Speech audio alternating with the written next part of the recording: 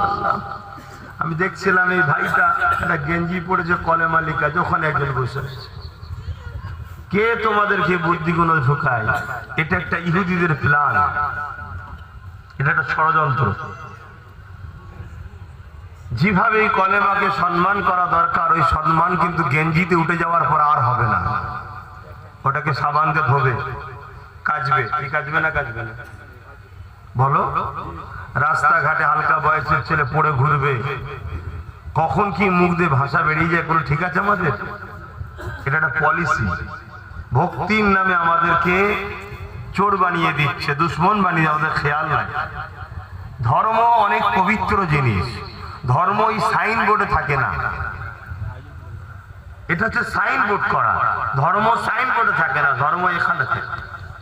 আজকে ধর্ম সাইনবোর্ড হয়েছে বলেই তো পাড়ায় পাড়ায় ঝগড়া হচ্ছে, দেখছেন না? এত অশান্তি কেন? ধর্ম আমাদের কাছে সাইনবোর্ড, রেষারেষি হয়ে গেছে।